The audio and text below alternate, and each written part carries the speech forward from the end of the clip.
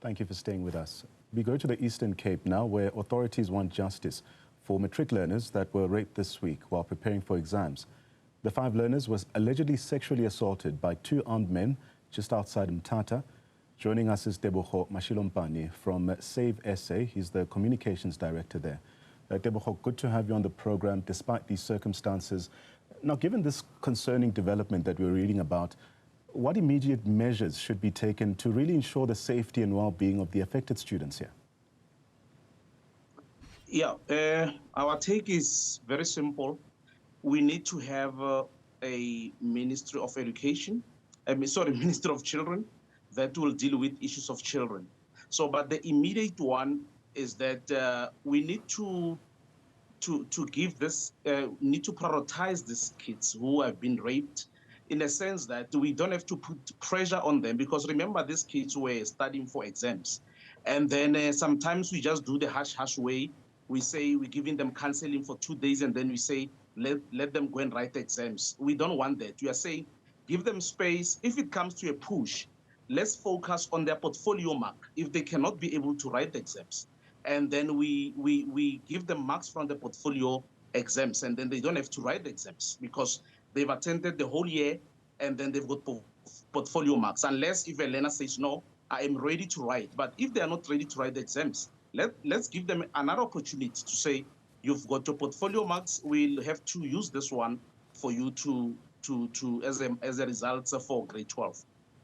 Using the reference of our intro story in the Eastern Cape, are you able to elaborate on the kind of psychosocial support services that typically would be offered to students, their families, but also the schooling community in circumstances like this? Look, yeah, I'm worried about these issues because we've been involved with issues of education for a long time. You find that they give learners counseling for 1 or 2 days, and then they're good to go. And that is not good at all. The issue here is visibility of police, because if we've got visibility in our townships and villages, I mean, this type of stupidity and evil deeds will not happen. But they happen because, there's no visibility in our townships and villages. So we need to talk to the Ministry of Police to say, look, you need to be visible. These kids are here. And then we must also, as a Department of Education, to say, what do we do to protect these kids, especially during the time of exams, but not necessarily for exams, but for now, because talking about the exams, what are the measures that must be put in place to make sure that these kids are protected?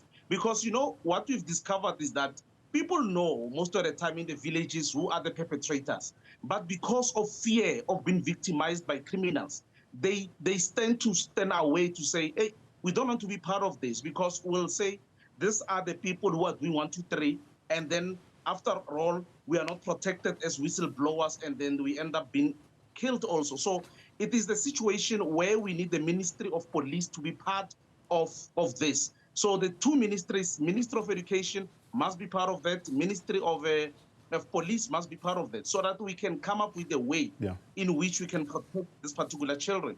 And this also speaks to the fact that we don't even know what is happening in our communities. Look at these kids have rented a house and they stay in there.